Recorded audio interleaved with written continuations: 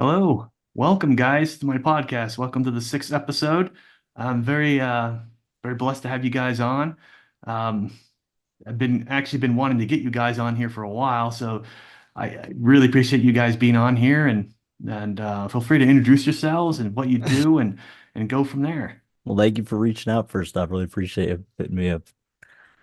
I guess I'll go first. Hi, I'm Mason. I'm one of or more so the customer experience lead over at Fox Airsoft. I used to have Eli's job actually. I used to be the field lead. I started there, moved to store probably about a month ago now. So you'll probably see me on the online stuff, live chat, phone calls, and sometimes on that Discord as well, which is our new platform we just got recently. Yeah. My name's Elijah. I am the Fox Airsoft field lead. I basically manage all the field stuff. I call the birthday parties, make sure they have a good time, all that stuff like that.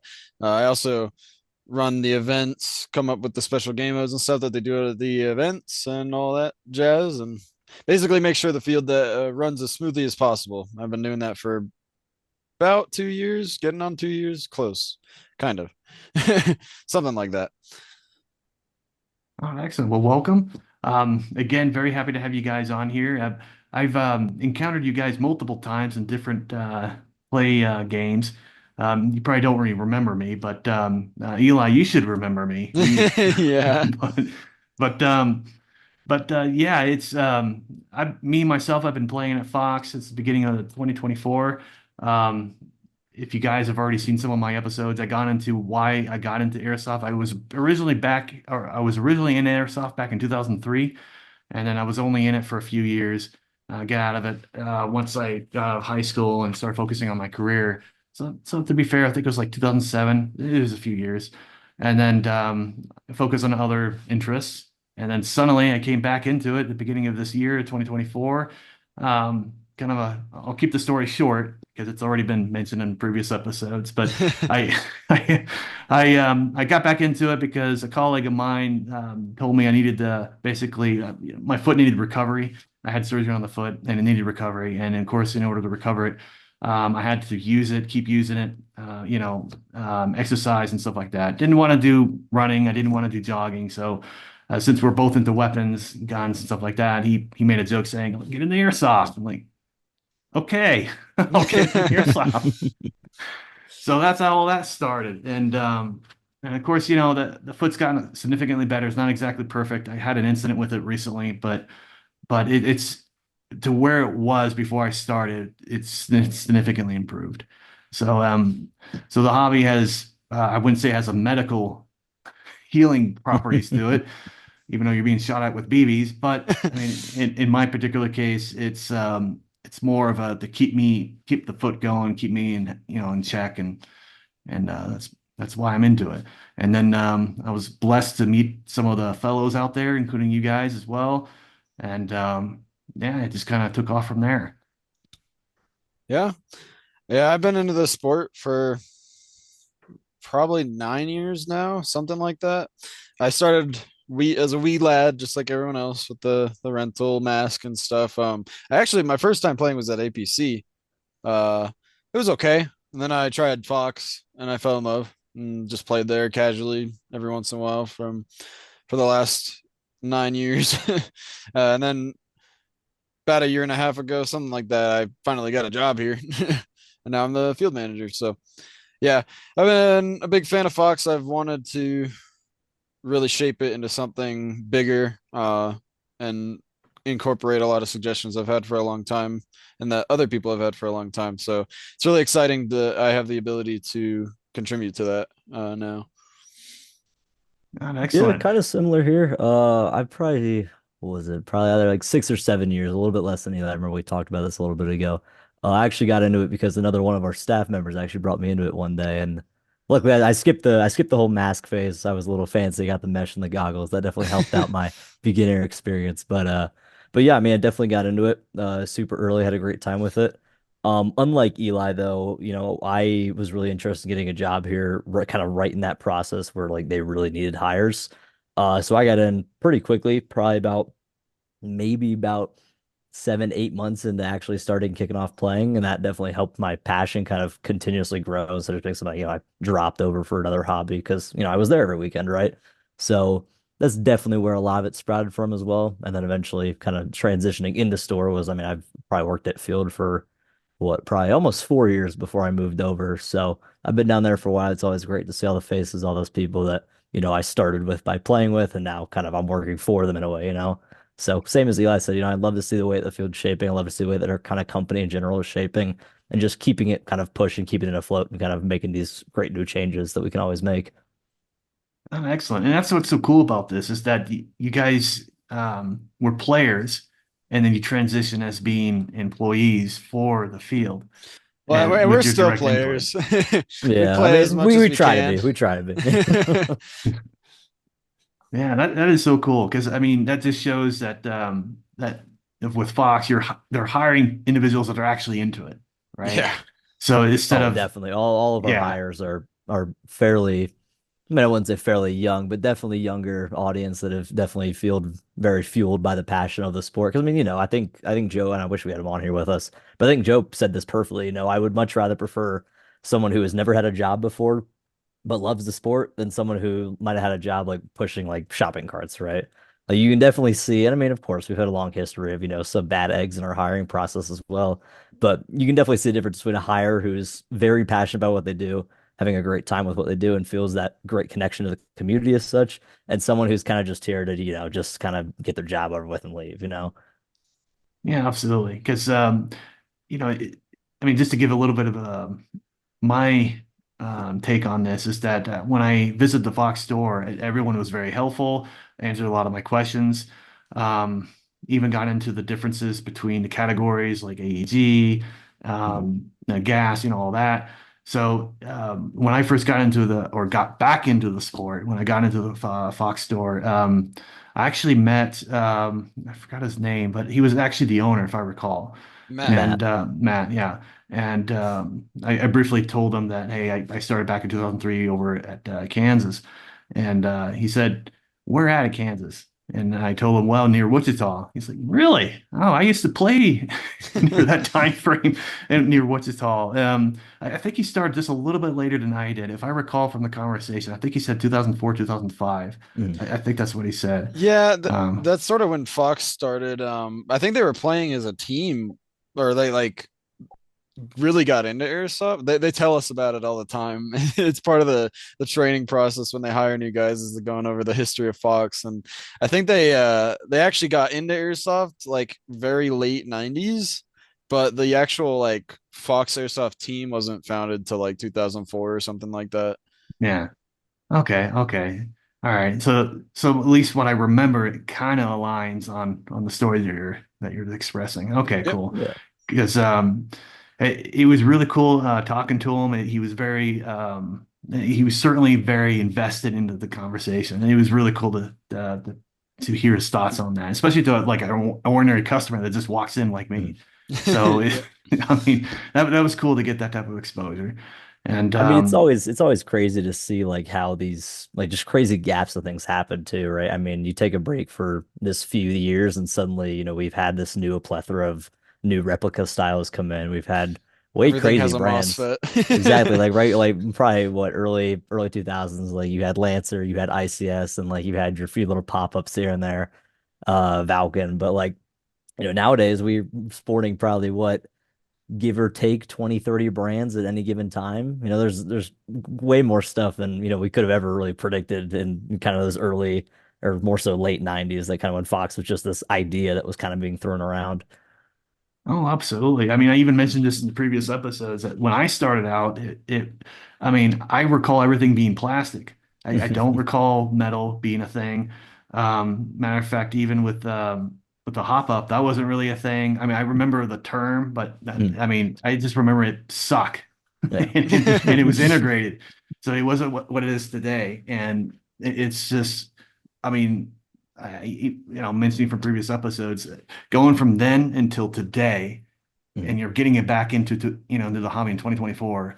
drastically different. It's like you just land on another planet. Like I have all these options. Oh wow, I have like a bazooka. Okay, that's cool. I mean, That's wow. I definitely mean, one I of the can even eye get catchers. We have grenades. that top row Yeah, there of like the RPG and the mall and everything. yeah, People coming in. That's exactly. the first thing they're looking at. Yeah. Yeah, it's like wow, this is so cool. And you know what I was exposed with. It's just man, if only I had all that back then. Mhm.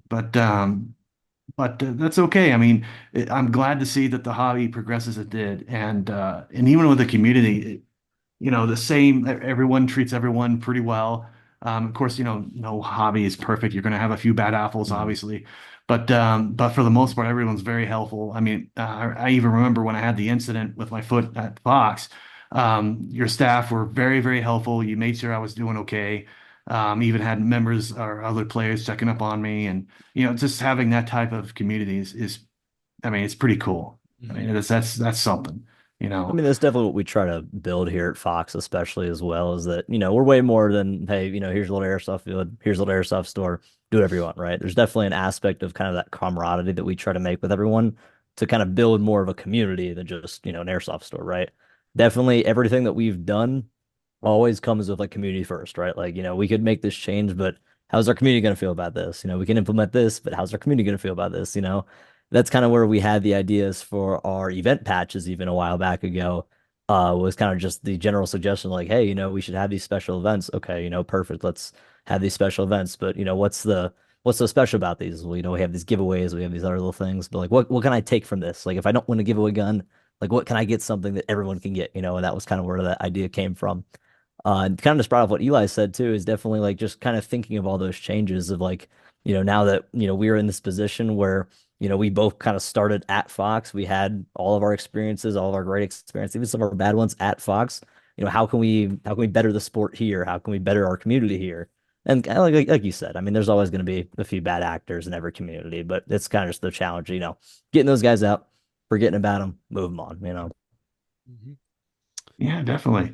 Um, and out of curiosity, you mentioned you work at the store now. Do you wish to go back to the field? I mean, do you still have cravings to go back He and still shoot pops up there kids every with once It's, in a it's, a, while. LPDs? it's a it's a good question, actually. I really like this question because when I was looking at kind of this new, like amended application, you could say, right, where I was definitely thinking about that. There's definitely way less, stress that comes from the storefront, right? When you're working field, you're dealing with these situations that, happen so quick and so fast. And, especially when you're kind of just like a lead ref out there, right? And you're up in the tower and someone's doing one thing, someone's doing another thing, and all these things to watch, right? But definitely kind of the dilemma is that, like I said when we started this, I love seeing the community. I love seeing all those guys out there. But unfortunately, a lot of those people sometimes don't even know that we have a store? So I usually see about like 10 or 15 of those faces come in, and then the rest are at field, right? So I try to get down there as much as possible. It's always great to go down there, hear someone say, hey, you sold this to me. It's working great. Hey, I really appreciate doing this, and that for us. So definitely get down there as much as I can. But no, I think I definitely like the storefront. Any way I can still, Doesn't help like Fox, help freezing the in the community. winter. Exactly right. There's definitely those air conditioning perks, to be just bluntly honest about it. But One no, day it's we'll still get a I've always building had a out there. great One time. day. Well, I was gonna say you could make some modifications to where when you're on the seat tower, that's what I like to call it. But when you're on Fair those enough. chairs, you could build like a little mini box with air conditioning unit on it, and you just basically just sit there and relax and just tell players, Like a little okay, backpack index. for all, like a little heater and Yeah, air fan. yeah, Yeah. exactly. I wanted to get umbrellas during the summer, but I haven't been able to do that yet. Like lifeguard towers. Oh yeah, yeah, I know where you're referring. Yep, yep. That would be pretty slick, actually. You know, have one of those and put a little fox symbol on there, There and you go. Okay, yeah, okay. yeah, But some we got ideas we got there. hand warmers and propane heaters that'll Yeah. last us. It's lasted us for the last 10 years. So It Yeah, ain't broke, don't exactly. fix it. It's been working. doesn't mean it's comfortable though. Fair enough. Yeah. Oh, very cool. I mean, you guys redid the CQB. It was pretty, I believe it was called Urban, but now it's called Marketplace, if I recall. Is Well, that so we had three fields for a long time. We had our big field, we had our urban field, and we had our CQB field. The CQB and urban are actually separate. Um, CQB was basically a maze of hay bales. It was kind of a mishmash. It changed a lot actually over the years. If you go back and find the old Google Maps pictures, it's way different. Um, and that part of the reason was because during the fall, there was a fall festival that happened on the property, and they would come in and they would turn the where the prison is sitting now. There used to be a cornfield, and it would be a corn maze. And then the CQB would be a different like haunted house thing. So they would rearrange the entirety of CQB every year. So it basically changed every year, but at the end of the day, it was still mostly hay bales and like wooden schools and stuff. And then we had urban, which had a decent chunk of buildings and a lot of other more hard cover, and it was a much more open and flat area, a lot bigger. It was like a three Uh, by three grid of kind of just like those boxes, nothing super yeah, the fancy. buildings, some missed opportunities there, but it was still a pretty well beloved field. And then we had our third field, which was the big field. There's a ravine in the back of the property, well, not really ravine, more of a creek, with some ridges and stuff. And it was a big open space, but a lot of trees and a lot of shrubbery. That was our big field. And that's the one people miss the most. Unfortunately, over the last few years, Fox has been hit pretty hard with some city stuff where they've taken a lot of that land to try and expand the roads and whatnot. So when we got big field taken away, we decided to turn that cornfield into what we now have the prison as. And part of that was also because there was a certain incident with the fall festival and they weren't going to come back. So we became year round. So it was kind of a blessing in disguise. It sucked. Basically, some kids tried to burn it down, and the fall festival people were like, I don't think we're going to come back. Everybody was freaking out when it first happened because I mean, and like Eli said, if you look kind of all those old videos, you know, you had that 9 by 9 grid, you had like a mulch hill over here, and like right behind it there was some hay, right? So, you know, on the news, it was like, you know, they burnt down this area and everybody was freaking out, like, oh my God, you know, what happened to Fox? Is Urban okay? Is everything okay? And it was like a little corner of the field, right? So it was like, whatever, right? But I mean, yeah, definitely let us kind of spread our wings out. And of course, now, you know, not so much because they're expanding that Dransfeld Road out there. But definitely allowed us to expand a whole lot, do a lot of Yeah. whole new stuff, kind of just, hey, now that we are down a field, you know, how can we make these two, you know, better and best as we can, you know? Yeah, and we've been using what we have to try and like you said, make it as best as we can. So yeah, once became year round, we turned the corn maze into prison. We invested something like $50,000 into the field to build out that prison field and stuff, all those new buildings. And that one's been a work in progress for the last 2 years. It's been slowly being added to and stuff as we find the funds and whatnot. But with that road expansion, they took the urban field as well. They took big field and they took urban field eventually, to expand Dransfeld out. So we decided to take that as an opportunity to improve our CQB field, which, to be honest, at the time was already kind of disliked because not many people liked the hay, but also the hay was falling apart. It was a really moist year. So the hay bales were kind of just melting everywhere. There wasn't much of a field left. So we went in, we cleared out all the hay bales, and we took as many of the old barricades and buildings and stuff from urban and basically completely rebuilt CQB from the ground up. And it's still being built. There's still a lot to be done out there. But the main town square has come out really nice, and I think a lot of people enjoy it for what it is right now. We've been running about 30-person games to try and limit it since it is still unfinished. But there is a lot of big plans for that field, and I'm really excited to see how it'll shape out. I think it'll might be even better than prison is right now. So, Yeah, but and I look forward to it yeah, because I mean, like you guys were saying earlier, you're making adjustments, you're adding to make it more fun for all the players, and I certainly have noticed that, and especially with the trenches that you guys did, I was like, wow, that's I was kind of I don't know how to express it, but I was We were like, talking about I, that for a while, and then Eli finally yeah, just took his yeah, yeah. excavator down there and got People that have been done. begging for trenches for years because that was part of the thing with the big field is we had just put trenches in on the big field, and then they were like, "Oh, okay, we're taking this land now." So everybody was like, "Oh, we just got our trenches." But I brought down my own excavator that my grandparent owns and decided to just dig them. uh, and spent about 2 weeks out there building those up. So now we have trenches. There's yeah, still a little bit of work to be done with those. And prison, like I said, we still have lots of plans for prison. There's still more to come. And I believe once the construction's over, we're actually supposed to get a little bit of land back so we can make prison on that construction side a little bigger and a little flow a little easier. but a lot of stuff to come still. Oh, excellent, excellent. I mean, yeah, I'm looking forward to the future changes you guys are planning to implement. I mean, because every change or upgrade you guys have done, I think you guys have done a good job, and especially with the trenches. I mean, I was maybe grooving's the wrong word.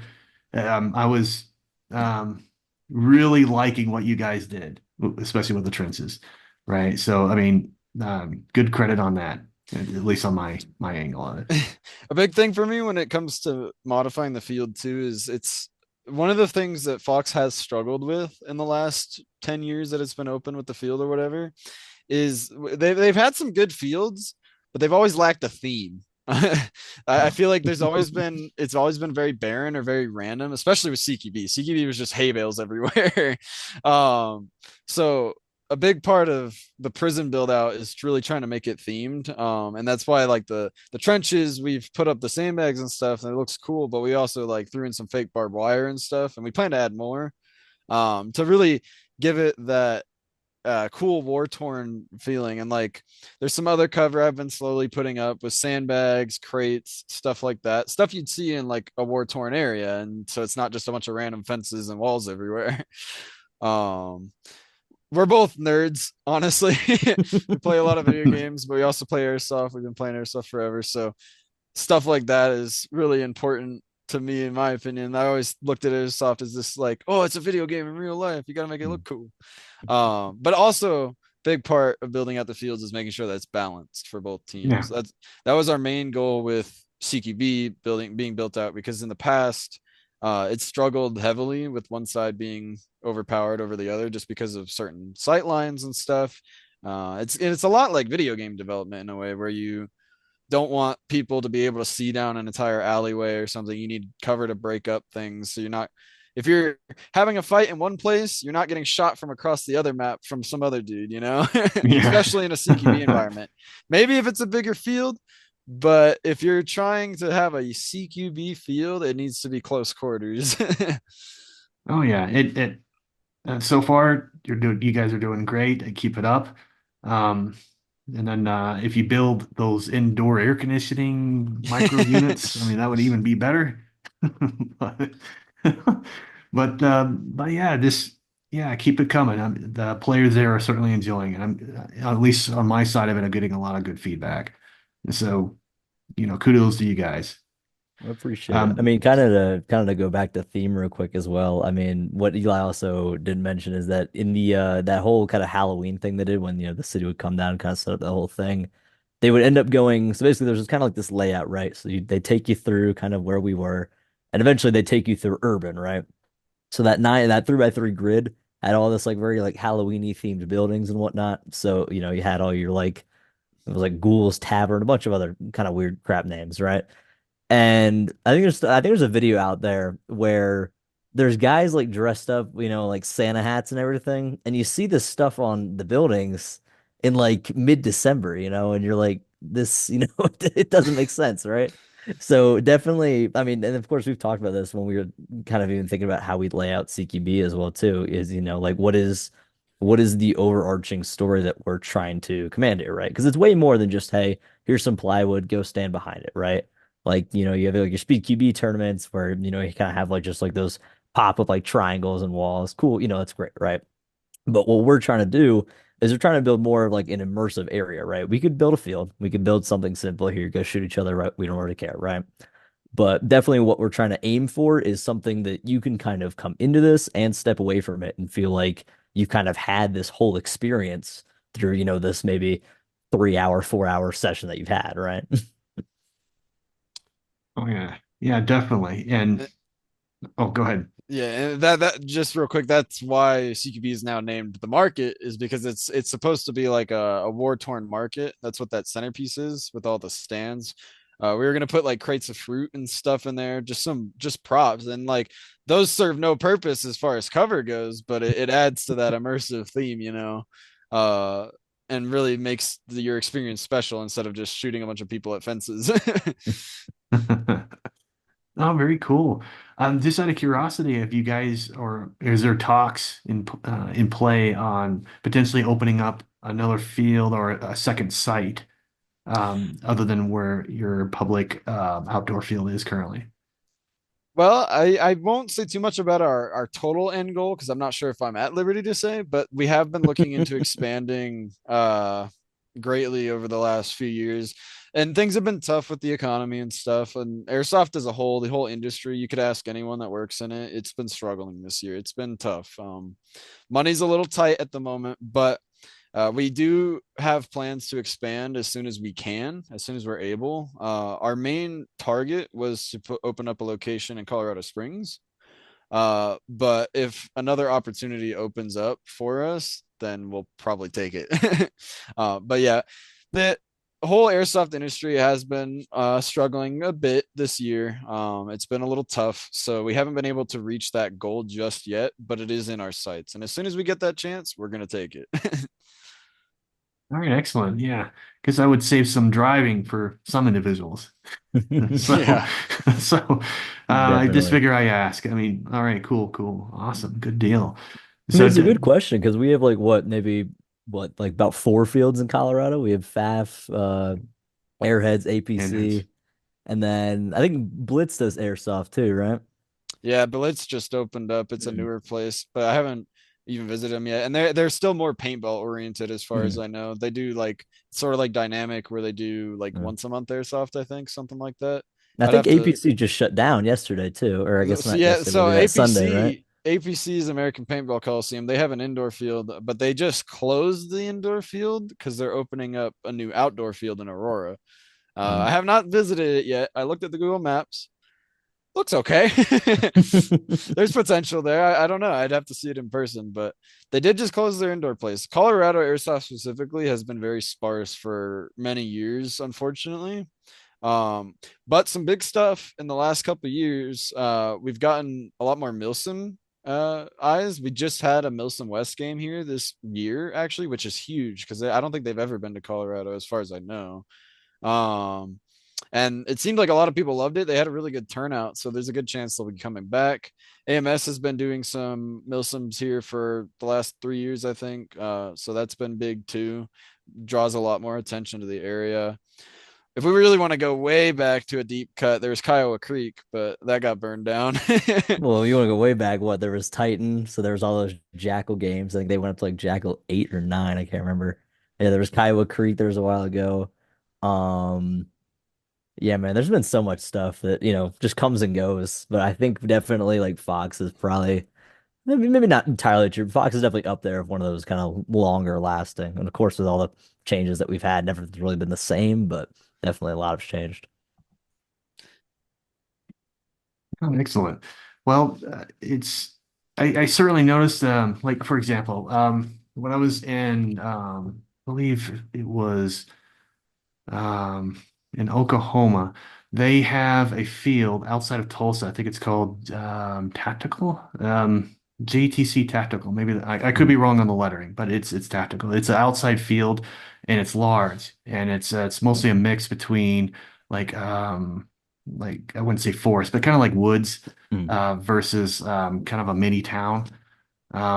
So I've been wanting to check that out because that's a little bit different. It's not exactly like prison. I mean, to be fair, I think prison's more developed than, Thank you. but than other fields. But I was just curious about what other fields have to offer, and I noticed immediately that there's not really in certain states there's not much, Mm, right? So the competition there is not really there. In Colorado, it's obviously you indicated several that's already in play here. I mean, we got Airheads, Fox, the one down in Colorado Springs. That's cool to see. It's just I wish we had like, especially in these different areas, more variety, if that makes mm. sense. So we would Trust me, if I invite won the more. lottery, there'd be a big old indoor field. I've been saying it every Mhm. day.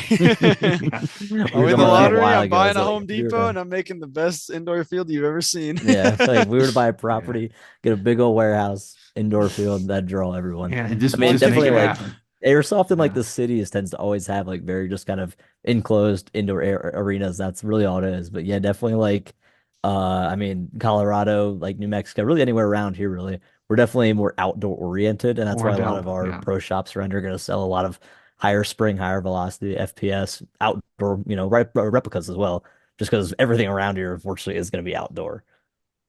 Yeah, yeah, and that's cool because like different players like different type of play styles, different Mhm. type of environments. I know there's a guy that plays that is strictly indoor. He doesn't want to play outside at all. Yeah. So, but having those options is what makes it cool, you know. And so even though here it's outdoors, I mean, at least we have an indoor option over down in Yeah. Colorado Springs. Mhm. And so, hey, if it works, it works, you know. I'd love to have more options, but Yeah. A little closer too, eventually, that'd be nice. eventually. A little closer. Yeah. Yeah. Yeah, that's for sure. It'd be easier on me, but Mhm. no, we'll see. Hopefully again, all talks may, I'm not gonna say it's gonna happen or not, but it'd be really slick, really cool if Mhm. guys open up in Colorado Springs. Yep, that's the goal. We plan to open. Our end goal really involves opening a lot of locations around the entire U.S. at some point, but it's definitely a long-term goal. And like I've said, the economy as well as just the airsoft industry it's been rough this year. I mean, not a lot of people are buying airsoft stuff right now, especially if they can't afford their own house, you know. Yeah. Why would they go buy a $600 airsoft gun if they can't afford rent, you know? It's tough. It's tough. But as soon as things clear up, get a little better, and we start pulling together some money, that's definitely like the first thing on our list is getting that second location up wherever it might be. But like I said, for the longest time, Colorado Springs has been our number one like pick if we were to open a second one. But if the opportunity arises somewhere else, we'd totally take it. But it's really important for me too. I really want to see Colorado Airsoft grow because it has dwindled a little more in the last 5 or so years as well, especially even just our field with losing the land and stuff. It's tough, and we do our best to work around it, make the fields as awesome as we can be with what we're given. As far as I know, we're not going to lose any more land. At least that's the good thing. um, But here you get a but surprise. You'll end up the city comes back to you and says, "Oh, by the way, we made a mistake. Here's 2 acres." Right. well, they said that we should get about like 40 feet on that border there where the all the construction mound is. We should get a decent chunk of that back when the construction's finished. But as far as I know, the construction won't be finished for another like 6 months or something like that. So got some time to wait. But once it's finished, I'm gonna throw a bunch of small buildings out there and make it really cool. At least that's the plan. All right. We'll be Excellent. finished as our power though. We assure you we'll get the generator out of there. We'll get rid of all that crap. We'll get power back. It'll be nice and quiet. We're Everything waiting will on a work. It'll part. be We're great. waiting on one One part from part. China to get the Like a power like a back, and six then we month won't lead have to be time, on but a it'll be here. generator anymore. Oh, uh, geez. That's hilarious. Well, cool. Hopefully everything works out and it goes in that direction. I mean, I would love to see it that way. But yeah, we'll just wait and see how things go. Um, there's one thing I want to bring up is that, especially with you, Eli, I noticed you have certain themes of outfits, and the outfits that you have are very, how should I say, exactly what they are, right? So, I mean, a perfect example is, of course, I didn't know this was you at the time, but you were wearing that Half-Life outfit, yep. right? And I was kind of shadowing you. And that's when that video was recorded. And I was like thinking, oh, wow, that is so cool. There's a little thing on his back, and but, but Yeah, that's the just so head cool to crab. see. Yeah, Yeah, no, absolutely. I that's one of the biggest things that airsoft has always been for me is I mean, sure the military gear is cool and stuff too. I've always been a fan of guns and stuff as a kid, and video games and whatnot. But I also I'm a big fan of other things, and I see airsoft as a great way to express yourself. Um, and I've seen plenty of other people do cosplays and stuff like I do as well. So I have the Half Life outfit, of course. I'm pretty proud of that one. I've ran that one for a few years now, but I have a new one that I'm working on right now. It's a pretty goofy one, but I think it'll look cool. It's the scientist from Rust, as I told you in our DMs. I got a blue hazmat suit and everything coming. I'm putting it all together right now. I'm building out a whole new gun for it. And then eventually I was gonna do a full metal like junk armor from Rust too. But I find it a lot of fun just making these cool outfits. Eventually I want to do a Helldivers outfit, but I need to get a 3D printer. But there's a lot of cool opportunities in airsoft for especially since I play a lot of FPS games. There's a lot of FPS outfits. It's like, why not make that in airsoft? It'd be fun. Yeah, definitely. And if it's okay with you guys, just so the audience know exactly which outfit we are referring to, do you mind if I share the video of you playing with a Yeah, Half-Life outfit? go for it.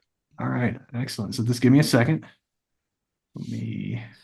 It's actually a more obscure character too. Not a lot of people know it, even if you know Half-Life, because it's from one of the like spin-off games of the first one. It's Adrian Shepard is his name. He's one of the military guys that gets sent in to clean up the mess. Clean up the mess.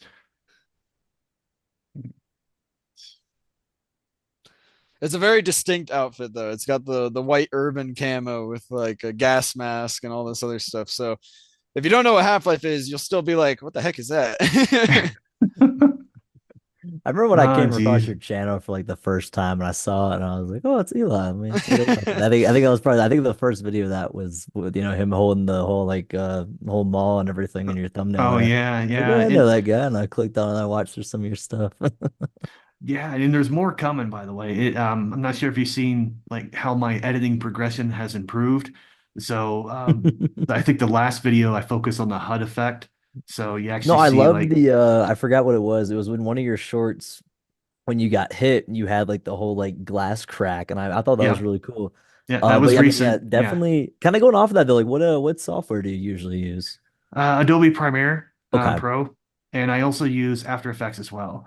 Okay. And After Effects, of course, I won't say too much, Hmm. but there's some things going on with it, and I'm testing with, and Okay, cool. because I used to do video graphic design in the past years ago, Hmm. and I used to be really good at it. Of course, this was years ago, Hmm. but like for example, in Star Wars, when you have that, when you first pop into the movie, after they go through that long line introduction of Hmm. the text, it zooms from space over to a planet. Yeah. I could duplicate that very, Well, very closely. So I mean, it's not that hard. You just got to know this the step process and the layering process for it, but it's not that difficult. And as long as you have time and patience, you could really make some really cool scenes. And I was able to do that. I was able to basically create like solar systems, and I duplicated Earth. And the only thing I was working on before I stopped doing it was the spaceships and the spaceship movement. hmm. I was in process of figuring out how they did that, especially in Star Trek when you see that vessel going across the screen like that, make it look real. I was in process of figuring out how they did that, and then I just quit and I got into something else. So it's anyway, I'll just leave it at that.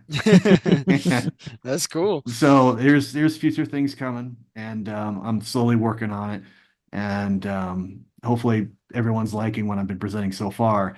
Because I think the last video I posted, not to go on a further rant here, but I had people give me a lot of credit for finding a way to start recording comms and actually merging the Hmm. comm conversations into the videos.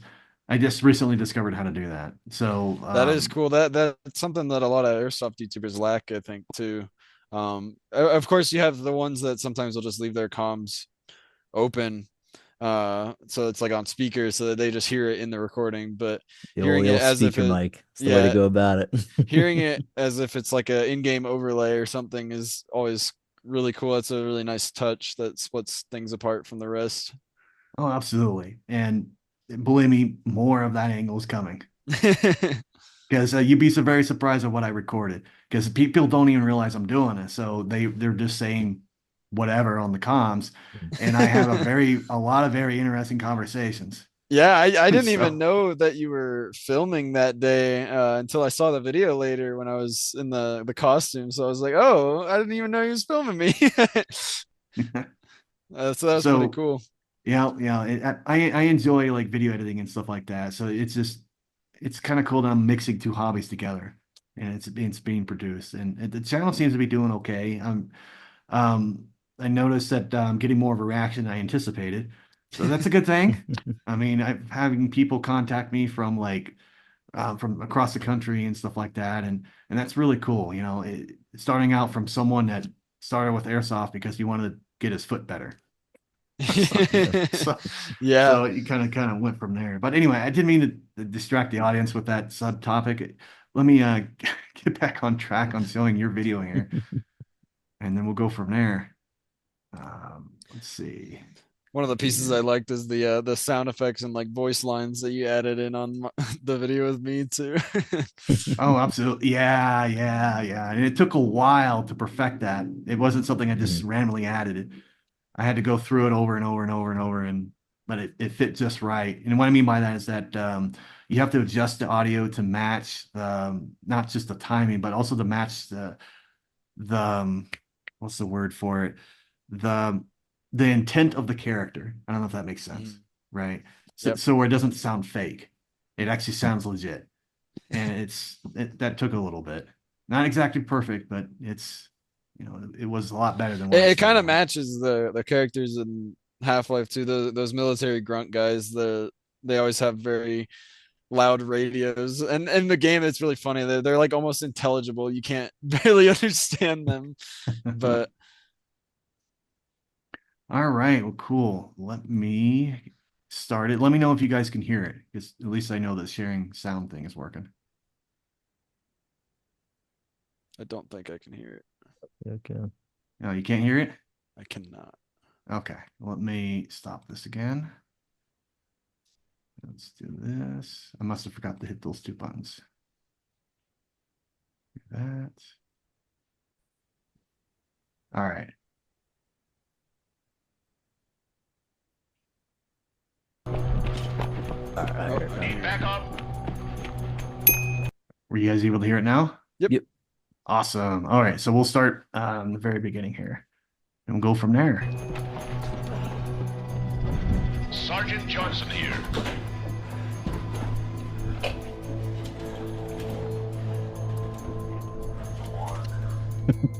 Struggling with a grenade. One hand. It's all this way, this way. Ready to move.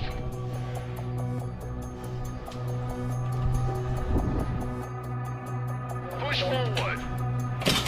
This part's funny. You like that?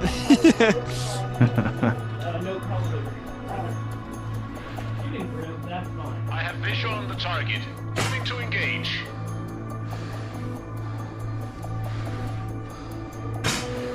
You can hear me breathing in the corner.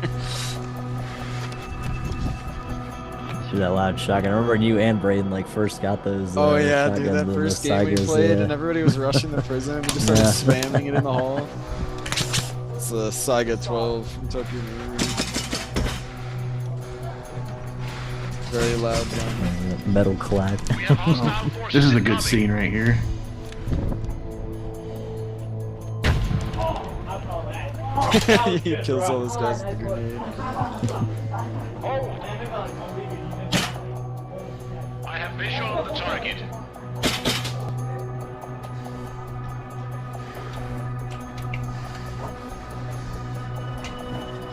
Moving to engage. A good old tape on the arm too. That gun is really good at suppressing. It's a shotgun, so it shoots 3 We've DBs completed at the once. mission. Returning to base.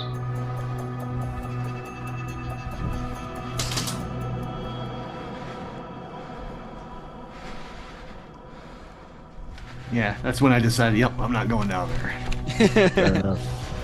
Valid. I really like these kinds of days where it's like only like 30, 40 people. Feels like you actually play instead of just like every angle getting shot at. You guys can move around. There's not like 50 people sitting in one hallway at once.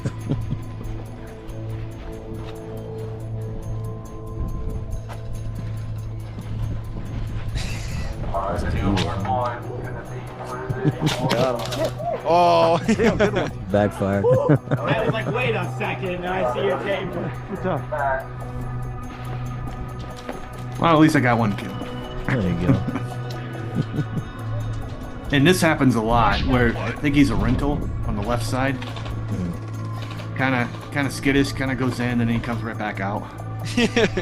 I always feel bad sending in the rentals like that, but it's the best way to get them into the sport, in my opinion. Is I mean, it's all about that confidence because once they Yeah. start getting hit, and they're like, wait, like this doesn't actually really hurt that much. There's definitely that sort of leverage where them actually can go. And that was the biggest thing my Flying. first time playing. Is I got the first like half of the day that I played, I was like complete scaredy cat hiding in corners, and the second I got over that fear, I had like twice as much fun because I was just Yeah. running around shooting people. have hostile forces incoming. Back when I had long hair too. Cut There you it go. somewhat recently. I said it wasn't too long ago. Grew back out pretty quick, but it wasn't too long. Returning to base. Good. Oh, good trade, man.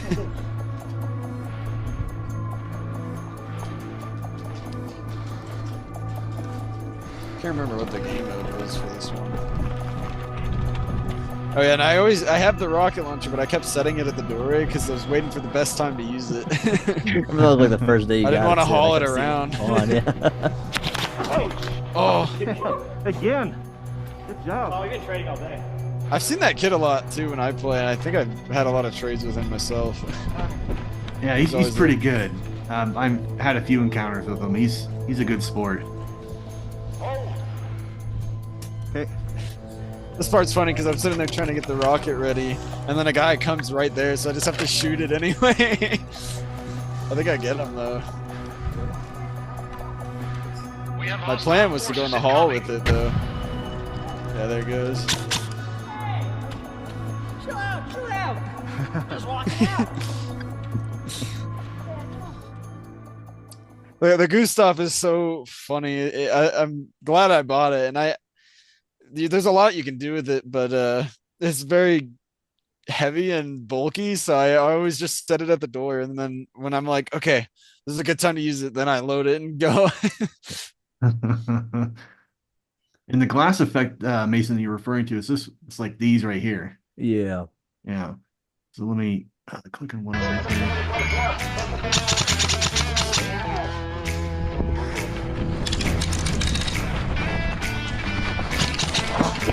Oh. Yeah, those are good. I like the locked on target thing too. I like that too. Yeah, that took a little bit to perfect, but hopefully in the future I'll have version 2. And it wasn't just this. I don't know if you noticed, but I have different themes. So right here, I try to do a Terminator one. So if you look at this,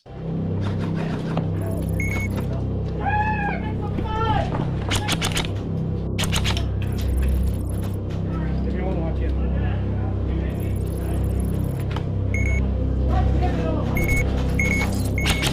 These guys had like They no didn't even idea. notice you were Yeah, there. these guys had no clue. No, that's cool. I'm a big Terminator fan too, so I like that. yeah, and this one's kind of crazy. I'm not sure if you guys seen this one. I really felt bad for this guy. I think I Really, did, really I bad. think I did watch this one. He trips. Yeah.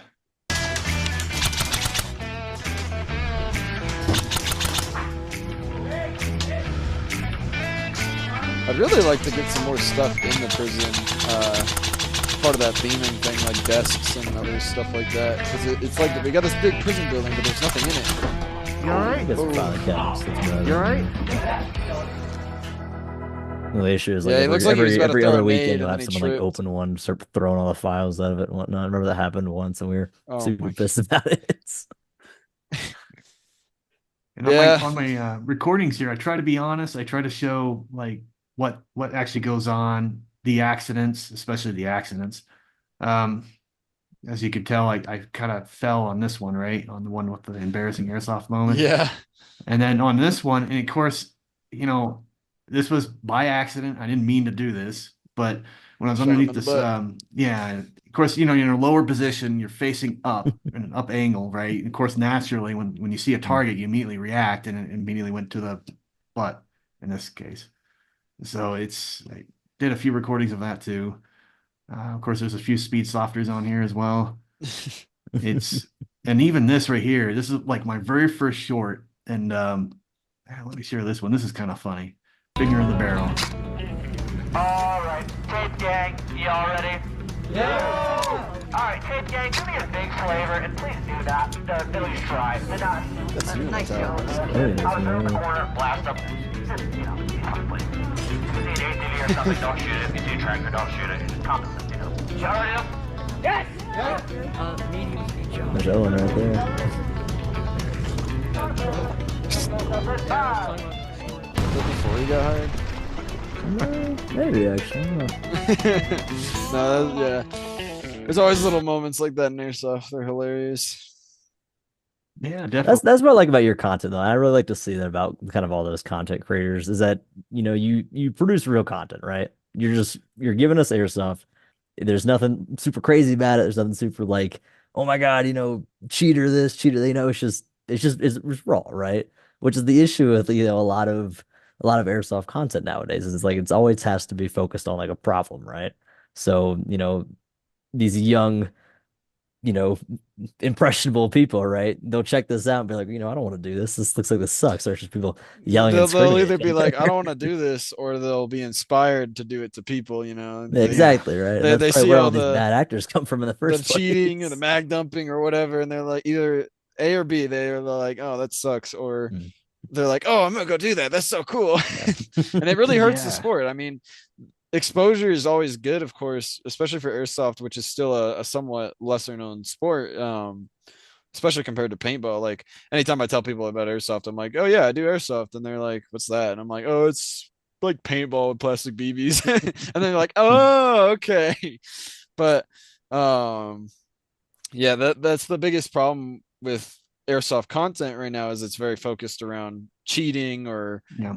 trash players or whatever. And then it really takes away from both the sport but just like the community. People come to the mindset with stuff like that in mind, and then they are just a more negative experience for everyone, and a lot more people need to realize that they're wearing a costume and they're running around shooting plastic at each other. They need to have fun with it. And Oh, there's nothing wrong with absolutely. like milsim and taking it seriously. That's what got its place. But when you're getting all enraged over little things and stuff, or you're hurting people, it's just not, it shouldn't be a thing in airsoft. And it's sad that that's kind of what is popular right now in the airsoft YouTube space. Yeah, that is unfortunate. It's interesting you brought this up because I had a conversation. I think it was maybe an episode or two ago. It wasn't very long. It was like maybe a few minutes, but it goes into that because I have a lot of content, quite a lot, and I only pre-selectedly post certain ones. And I have a lot of content of cheaters, a lot of content of raids, a lot of I have a lot of that, but I don't focus on that. Mm-hmm. And I just focus on, the joy out of it, the thrill, the suspense, that type of stuff, to get people engaged. And that's what I like to do. And I could always go and the same route as some of the other airsofters is just show the negativity, show the cheating, because on the algorithms, unfortunately, they favor that, especially these Mm-hmm. days, right? But I don't care. I just want to basically focus on what actually happens, how it is, get some humor in there if possible. It's just that's what I like to focus on.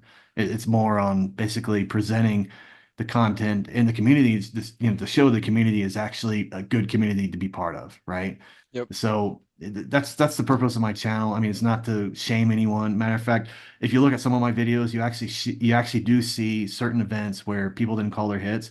But if you notice, when that happens, I always do a voice overlay giving a positive message saying, hey, this happens, people don't call their hits, but at the end of the day, we're all here to have fun. I'm just trying to express like how it really is. I mean, no one's perfect, and it's actually this does happen. People do get hit, and sometimes they can't even feel it. So it's Mm-hmm. not as if they're doing it intentionally. I just want to Airsoft make sure BB physics are weird too. There's a lot of times where you'll think you're hitting someone, but your BB's actually dropping like 3 feet in dropping front right of before. them.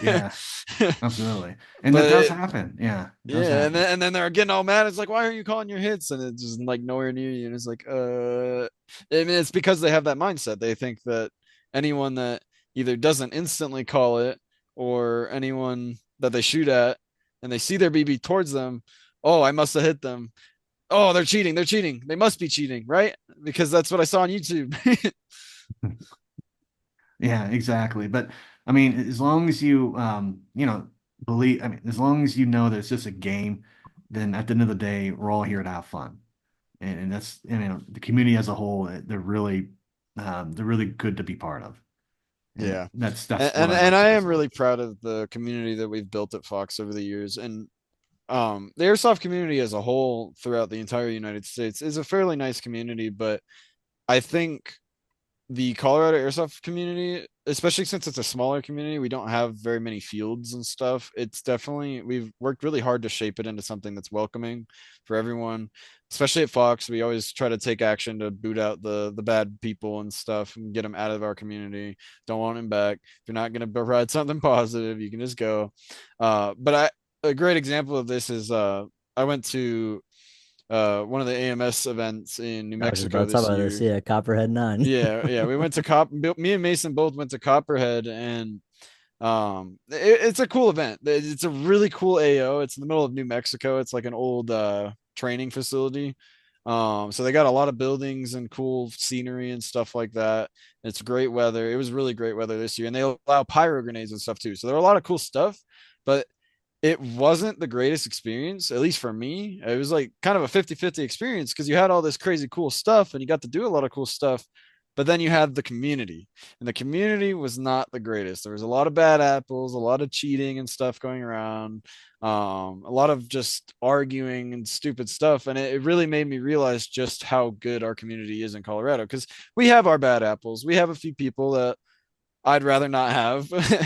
But compared to what I saw at Copperhead in a different state and stuff, I was like, wow, I'm really proud of what we have in Colorado. Yeah, Those kinds of events where you have people paying like $275 just for the ticket, not even including getting down there, everything you need to get your replica good, all your gear right. Because AMS and like Milson West specific camos, but anyways, all the money that comes into it, right? Compared to your pickup game, you go in there, maybe blow some steam off from the week, have a fun time, right? There's definitely that comparison where you could, you sit up a pickup game and be like, man, this day sucked, dude. Everybody's cheating this, that, and everything. And you go to like one of those events. And keep in mind, I've probably done AMS for almost 4 or 5 years now, right? I've done it for a little bit. And I was like, this is like probably one of the like worst events that ever came to. And it really sucked because this This would is have been my your, first this would have been your, Copperhead. It was my second the Mills second AMS event, AMS right? event Yeah. because I had gone to 1861 last year. But yeah, it was my first Copperhead, and Copperhead is kind of like their biggest one, really, or one of their biggest ones. It's got one of the biggest AOs and coolest AOs in a lot of people's opinion.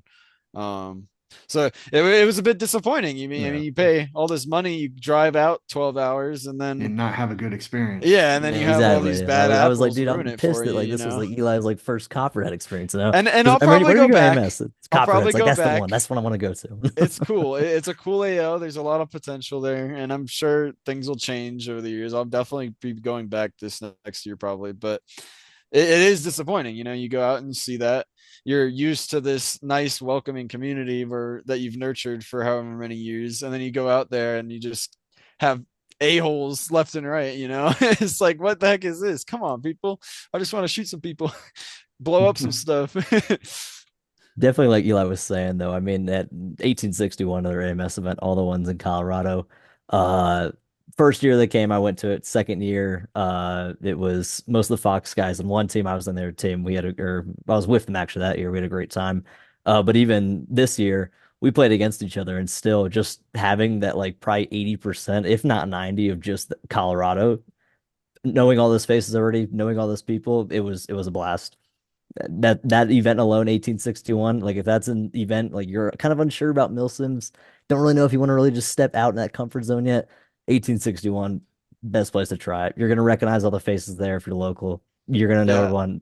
Kick ass time as A always. lot of good community members, but it's also Milsim wise, it's very beginner level. They don't have a lot of crazy stuff like grenades and other stuff because it's more woods ball related. There's not like any buildings or anything. That was my first Milsim, was last year's 1861. Couldn't make it this year. Had some family issues, unfortunately, but um it was a great time, like he said, because it's you're in Colorado for context. I don't know if we said that. So most of the people going there are from our community. You have a few people drive out, of course, but uh, made it a lot better experience than Copperhead, which is in New Mexico, and you got all the Cali people and stuff going there.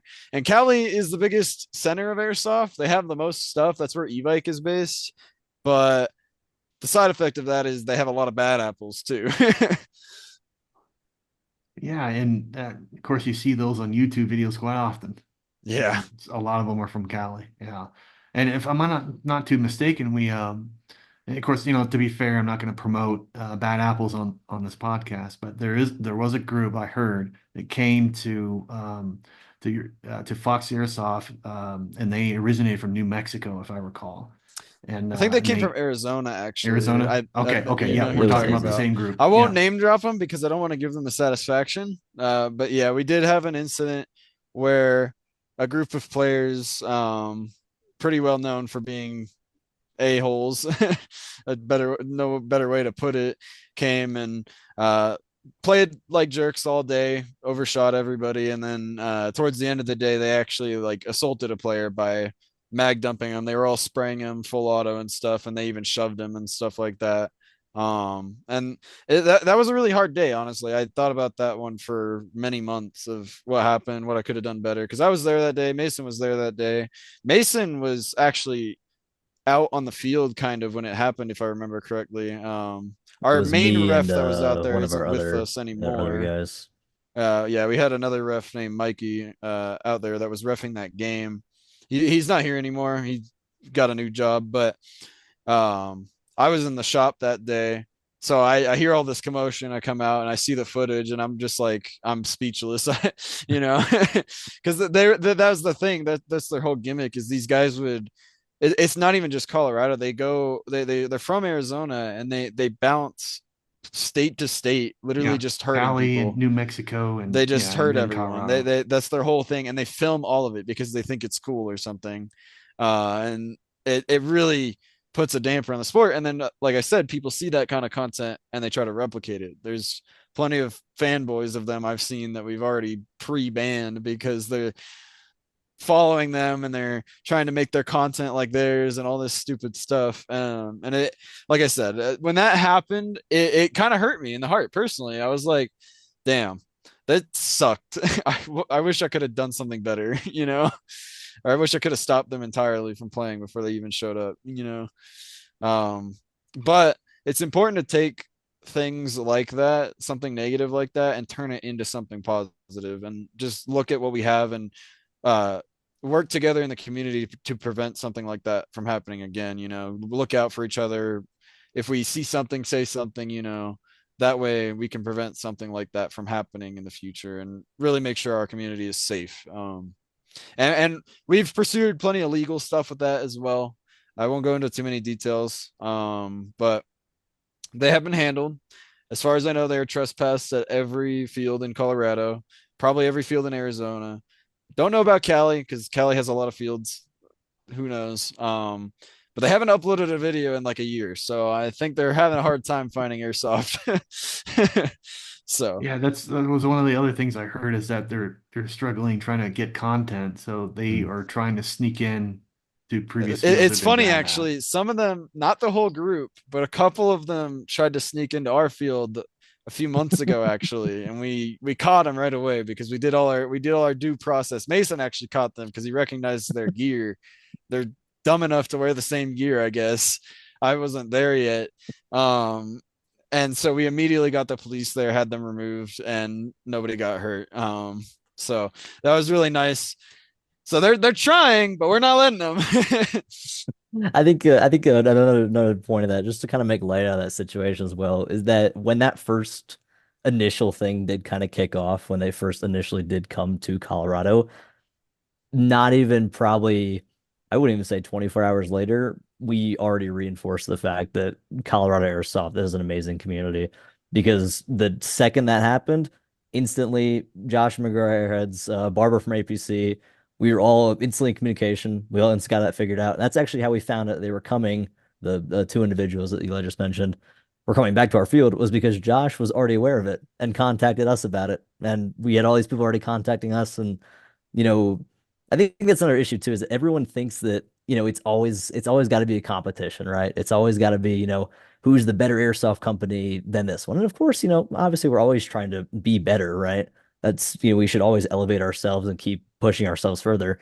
But at the same time, we're all in a common goal. We're all trying to build airsoft. We're all trying to make it a larger community than it already is. We're trying to make it a defined sport. So kind of just like Eli said, we don't have to say, oh, it's like paintball with plastic balls, right? we're trying to push it out to be more of a Yeah, I more want it to public be name. so I don't have to explain it as paintball. I want to be able to Exactly. say, "Oh Yeah. yeah, I play airsoft," and like, "Oh, dope, that's cool." You know, there's not enough players at the moment to fight over them. Basically, every company, whether you like it or not, we got to work together to really build airsoft into something bigger if we want this to really succeed the way that paintball has in the past. Um, so if we're sitting there at each other's throats, or we're not telling them about things that happen, then we're not going to have that community that we want. And like, yeah, like Mason said, we have contact with both APC and Go Airheads. We're super friendly with Josh. APC is a little separate, but that's because they also do mostly paintball. But anytime something happens, we're all in communication. We all let each other know what's up, and make sure that those bad apples get taken out of the community. So really proud of that as well. Yeah, that's what's so cool is that everyone tries to keep everyone safe and and keep it in a good manner, within the sport, to keep it positive. So that's Kind cool of to something see. to build off of that as well. When we, and this might be a hot topic, but when we initially proposed our armbands, instead of our tape solution, everybody got, not everybody, but a large population was very upset. Like, why the hell are you doing that, right? And then we instantly mentioned, oh, well, you can use your Go Aheads ones, you can use your other brand ones. It's fine, right? And I think that's what really also reinforces the fact that, we don't really want to be separated, right? Every field's going to have their own quirk. They're all going to have their own kind of things that make their field, right? But at the same time, we want to reinforce safety among all this field. So, like our barrel bags, we also want to reinforce that team bouncing system, the armbands. But, what's the purpose of, oh, Airheads is using red and blue, so let's use like green and yellow, right? It makes no sense, right? So, I mean, basically, yeah, we're just like, hey, red and blue, keep it simple, right? Go right back to it. You buy something from us, you buy something from Go Aheads, right? You choose, you get into the sport, you go to one field, whatever. Come check out the next field. You already have everything you need. You're good to roll, right? There's no additional purchases. Oh, it needs to say Fox on it, needs to say Go Aheads on it, right? That's pointless. We're trying to build a community. We're not trying to be like, oh, if you don't have thousands of dollars to spend on the sport, like Eli was saying with the economy as well. If you don't have all this money to spend on the sport, get out of here right now. We want you to come in, play game in any airsoft that's close to you. Okay, I really like this. Play here for a few years. Check somewhere else out. You're good to roll. Buy a ticket, check in, get crowned cool. You're done. You're set. That's kind of just the community that we're trying to build is one stop shop. Get it done. Welcome to our community. Have a great time here. Yeah, and that's really cool to see. I mean, and it's interesting you brought up the armband because when that was first mentioned to me, I was like, oh, why? But then when I thought about it, I was, oh, okay, that makes sense because I hate the tape It's funny anyway. you say that too. When So we were talking about it and whether or not we wanted to move forward with it, I was actually really against it myself because I was like, oh, well, we just made the players buy barrel bags. Do we really need to make them buy another thing? Because I'm like, because these players aren't going to like this. But then they convinced me, and the armband thing. Not only does it link both of our fields together, but it's just a lot easier. There's a lot less trash and stuff. But it opens up opportunities for other cool stuff like different game modes and stuff. Like infection, for example. Infection was always a pain in the butt at our field because we use tape. And so if you got infected, you would rip off your tape, but then when we switch rounds, we'd have to tape up 100 people again. But now you can just flip the color of your armband and boom, there you go. And we can do other stuff with that too, more unique game modes and whatnot. So yeah, at first I was actually pretty against the armband thing, but I was persuaded and I realized the value of it. And I really think that in the long run, it's a much better option than buying thousands of dollars of tape every year. What we can take ownership on is that we'll come out and say, we apologize for the bad timing, right? Definitely probably should have considered because in case you haven't been in our field recently, we have the option for the armbands or we have the option for our barrel bags, right? And those are red and blue. Those work as the same team identifier, right? Before that though, we were just saying, hey, you need to get barrel bags, right? So we were selling these like Elite Force ones, we were selling these Falcon ones, really anything that we had, we were just, selling them, right? Only to be like, oh, hey, now you need a team identifier, right? Because now if you come to the window, hey, I only have $10, I want to buy both of these things. Cool. Buy this, take it off your replica as a necklace, cinch it to your arm, whatever it may be. That's your team identifier, right? But now you might have had someone who already bought that barrel bag 7, 8 months ago, and now we're saying, oh, now you need to buy something else, right? So Apologies there. We'll take ownership for that. All right, that's on us. Bad timing. Won't happen again. Yeah, and the barrel bag thing has been a long time coming too. For a long time, Fox didn't do the barrel bag system. It was mostly just an honor system. We would walk around and enforce it, of course. We'd tell people not to shoot and stuff, and if we caught them, we'd mark the wristband or send them home or whatever. But um, we've really figured that it was time for us to get with the program. Basically, I mean, every other airsoft field, pretty much that I can think of, uses the barrel bag system just as that extra layer of safety. And yeah, it sucks. It's like going to a trampoline park and they make you buy special socks, you know. But um, in the long run, I think it really is a bigger benefit towards the community, and people will always have a hard time believing that, you know, and it's always going to suck a little bit. That's why we're pretty lenient at Fox too. Like sometimes I'll lend out armbands and stuff. If you don't want to buy it right now, okay, just get one next time you're here. I'll lend you one out. Give me some collateral or whatever. Because it's not about making money for us. It wasn't to squeeze another $10 out of each of our players. It was to make the experience better. You know, it's a lot easy. It's a lot easier to get games going out quicker. It's a lot easier to know what team people are on. That was always a big problem with the tape too, is it was hard. Like if the tape was covered up, you don't know if they're no tape or not. Or if you see a no tape person, you don't know if they're tape or not because their arm might be hidden on the other side or something. But now it's Or red it may versus be a blue. different color. It's cut and dry. It's red versus blue, you know. That's the Yeah. simplest like team system that's ever been in anything, is red versus blue. So I think even though it does suck, I'm right there with them. I used to be the broke little airsoft player that could barely afford BBs. It does suck having to buy something else, but I think in the long run, it really does benefit the community in a big way. Yeah, because I was a little bit against it, but then when I started wearing it and started seeing it in play, I found it to be more preferred. Because in my particular case, when I have the tape on me, when I'm running around or when I'm down in a low position and that tape is rubbing on something else, it sometimes it comes off, and then that becomes a problem because then I accidentally get shot for the Yeah, and wrong there's team. not tape laying everywhere on the field too. Yeah, I'm yeah. sure you can So. find plenty of tape out there. Well, I mean, it looks like it's working out, so I mean, that's good, and it's really good, and of course, the safety is very important. When we go through the debrief, you guys always repeat or have us repeat the same rules, and of course, that's very important. I'm And planning to I update like, the rule board eventually. I've been saying it for a few months now. I've seen it for a Just year almost. okay. I actually like we made the rule board. We just need to get it made. Like we've made the document, but there are those little weird courtesy rules that aren't on there yet that we always have to like memorize. I promise they'll get on there soon. Eventually. Hopefully soon. I'm yeah, working not hard a on that. problem, and I'm just grateful you guys do that because or keep having us repeat the rules over and over, because like. Especially a new player coming in now, don't know what they're doing, and it's kind of important that they know the basic right offhand, regardless, and especially with some of the instances I've been hearing, like for example, someone's tooth been shot out or an eye being, I heard someone, I don't know if they lost the eye, but It was apparently had an really eye close. It injury. was it was like in the eye duct. It was We like had it, two. it was a No. night So we game. had two. There was the one at the night game, and it was right here in his tear duct, and his eye was okay. I was there for that.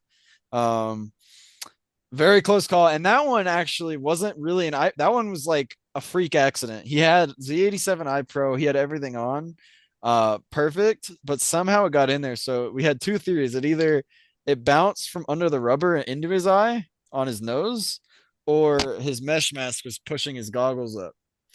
So that one was a really close call. Luckily, he didn't lose his vision. The other thing was a little more recent. It was a couple months ago. Someone got shot dead in the eye because Ooh, their Oh, okay. I their remember this now. goggles fell off when they like had an encounter. I can't remember if they tripped or something. Their goggles fell off completely. And then sure enough, right as they fell off, they got hit by another BB right in the eye. But we're pretty sure that he had his eyelid closed when it happened, and he didn't lose his vision, luckily. But it was a very close call because that one was a direct eye shot. So uh, he didn't lose his eye, but it was very close, and it was very scary too. Yeah, We Um, definitely have more people like rolling their ankles or like people who've had to like walk off the field. We've had a ton of those recently yeah, my compared whole to time like there, I've only people getting seen dangerously close there. those two eye incidences are the only ones I've seen. We've had plenty of blind mans, of course, but with our protocol, the way that it's made, we never have anyone like actually get shot in the eye. It's just like, oh, their goggles fell off or something. Um, but those were the two closest calls, and it was scary. But that's why those rules are there, and we really try to enforce those. And whenever I do my safety briefings, I always kind of include the most recent events into those rules and be like, "This is why we do this because just a few weeks ago, this almost happened. Please yeah. do your thing." Kind of like as a wake up call, letting everyone know, hey, Exactly. this Like, hey, has these things aren't happened. just like made up stories. So They yeah. happen if you don't listen. Exactly. Ah, geez. Yeah, safety is a pretty big deal because on my first, I actually remember this on my first game out with Fox. Of course, before I went out there, I researched the gear and stuff like that, what the latest gear is, what the latest recommendation is, because it's drastically different from 2003. Mhm. But anyway, Back in the day, Yeah, they the just old wore mesh shooting goggles and glasses and they everything. called Yeah. it yeah, a exactly. Yeah. day. So when I was doing the research, I got a fabric, but the fabric covers over the mouth, but it's just fabric. I mean, it's a heavy Mm. duty fabric. It's not light. It's heavy duty. It has some cushion on it, but it's not good enough if a BB hits directly to where the teeth is at. So Mm. I ended up buying a custom, I shouldn't say custom, but I bought mesh and I cut it and customized it and put it in, I embedded it into the fabric itself. So it's actually right here. You don't see it. I mean, it's inside the fabric and it's right over where my teeth is at, and it's isolated strictly above the teeth only. And I like that because with the People big dog on mesh, that DIY stuff, man, but it works, dude. It's the it most works. comfortable stuff. Just That's why we self-mod like that the stuff Cygnus perfect to masks. you. The Cygnus masks kind of do that sort of thing. It's mostly a balaclava, but they have a little teeth guard Mm. right here at the tooth. Yeah, So everything else is very free moving, but your teeth are protected still. yeah. Mason can actually talk from experience. He lost his tooth a few like 6 months ago during an incident. He pulled down his mask trying to talk to someone Yeah. and ended up getting his tooth shot out. Oof. So he knows firsthand how important it is to wear Yeah. your lower face I was saying protection. for years, like mesh is cheap, teeth are not. And then surely enough, I took one there. I mean, and here's what I'll say. If like this is ever like a oh my God experience, like there's definitely a shock factor being like, oh, like, nothing's there, right? But luckily, I mean, I definitely lucked out. I mean, we had a player, geez, not even probably 3 months ago, actually. They lost their tooth same way, but luckily theirs went like to the root. So that was way Mm. more painful than mine was. I mean, but regardless, it's not cheap. Honestly, if there's one rule I want to change in the future, I might just require teeth protection for everything. For the longest time, it's been if you're under 18, we require it. But if you're over 18, then you can choose not to wear it. But it's such a big thing. I feel like it's something that probably should just everybody should have, and it's easy too. I mean, mesh is cheap, teeth are not. That's what we say at every safety briefing. So if you can't get mesh, then I'm like, I'm sorry, but I'm trying to protect you because I've seen what 3 teeth incidents now since I've started working here, and I've only been here like a year and a half. So yeah, wear Yeah, your one of mesh the protection if that's one thing you want to take away. yeah, just to protect the name of one of my friends, because I don't want to release the name unless I have the person's permission. But one of my friends on my team had a tooth incident, Mm. and the tooth has been chipped, and it was really I felt really bad that occurred, right? And you That's don't want probably who that I for was just anyone. talking about too. Yeah, they came to the store recently. Yeah. So, good person. It's just very unfortunate that it occurred. And of course, hopefully it could have been worse. Hopefully things continue to improve and the tooth gets repaired. Under my understanding, I think the last news I heard is that the tooth was repaired. Yeah. But yeah, it's things like this happen, and that's why protection is highly important for sure. Definitely, I mean, something kind of just a drawback to what Eli said with some of the Cygnus masks, those are the little mesh ones. Definitely, I think what the biggest issue is that a lot of the like the common mesh, I guess you could say, is just so uncomfortable. Like they're definitely great starters, they're definitely great things if you're just having like the goggles and the mesh.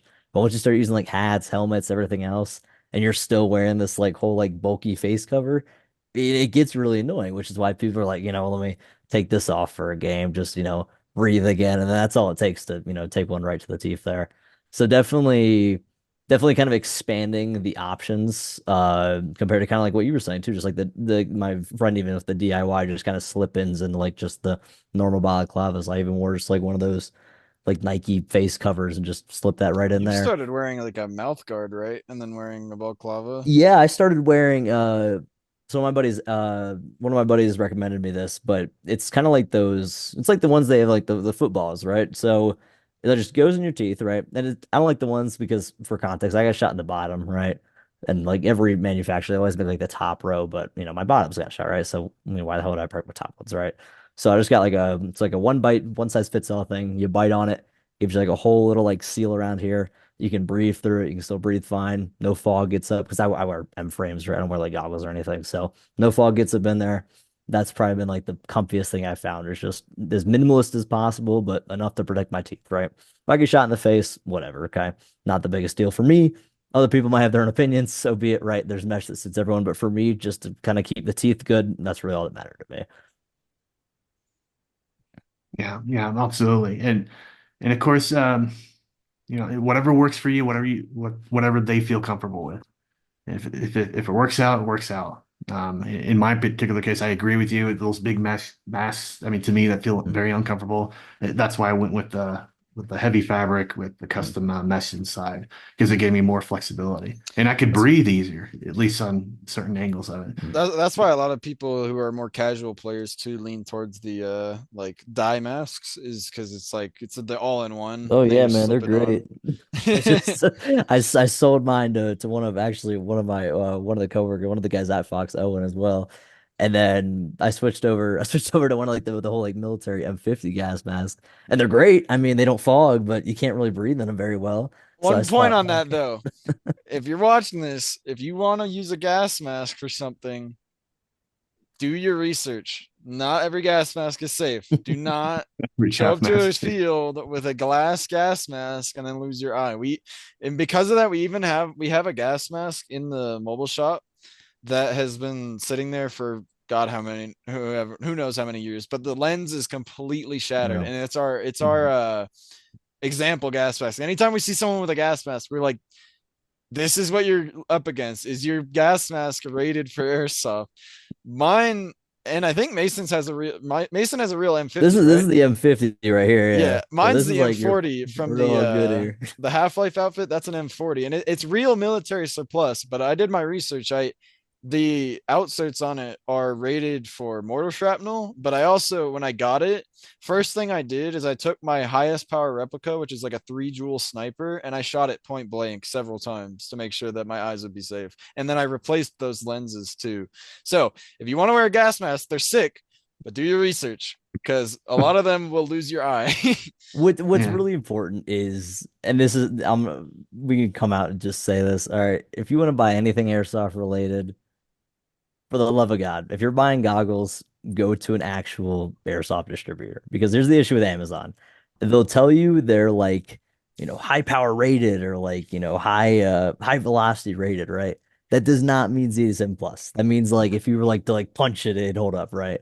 But I mean, there's been times where, and I'm sure I've seen kids with them like every week, right? It's the ones that like either they have either the skull style, it's like the whole black shaded skull, or it's the one that kind of has like the weird like diamond thing in the middle with like just the weird like whole mask. Dude, you can like shoot probably like a Springer at it and it'll snap right in half, if not shatter alone. So if you're gonna do anything, don't buy goggles on Amazon unless you like know an actual, because I know like Lancer sells their stuff on there. I know Valken sells their stuff on there.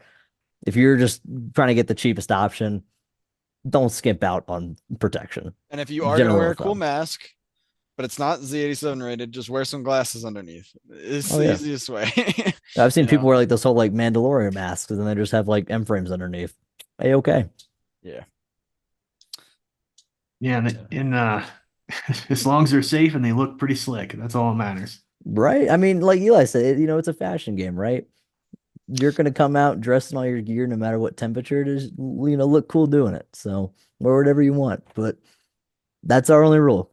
Keep the eyes intact. Everyone's having a good day. That's all it is. Nice and tight. Absolutely. All right, well, cool. Well, really enjoyed the podcast with you guys. I mean, it's been a pleasure. I've been wanting to have you guys on here for quite a while, so thank you for coming on. If you guys are open to it in the future, I could potentially invite you guys back on, and we can get into potential other subjects like news or upcoming events, Sure. stuff like that, Maybe we and can then get go from Joe in here there. too. He's our store manager. I reached out. All right. I did what I told you. I reached out. I checked everywhere I could, but I got Eli on here. I figured if we got some field representation, some store representation, that was good enough. So, Yeah, yeah, definitely. And hopefully you guys had a good time and would welcome you guys to come back on yeah, man, this another is great. time. Love seeing the Yeah, it's content. I been great. appreciate inviting us on. Yeah, clockwise as well. All right, if I don't see you at the field or at the store, um, you have a Merry Christmas and a Happy New We're Year. around. Drop by. Come say hi. Yeah. We'll be there. We'll be open the next 2 weekends. I believe we're closing Christmas Day, of course, but that's a Wednesday anyway, so the field won't be open. Um, but yeah, 28th, 29th, though. Last stand. 28th and 29th is the last quick little plug. That's the Little last event plug, of the little year. plug. Get it out there. So if you want to come experience your last monthly event for the year, hopefully it'll be a big one. We'll get some big prizes and stuff out there at the field. All right, excellent. Good deal. And thanks again for everything you guys do and keep it up. And yeah, we'll talk some more later. All right. Appreciate it. Have a great day. You too.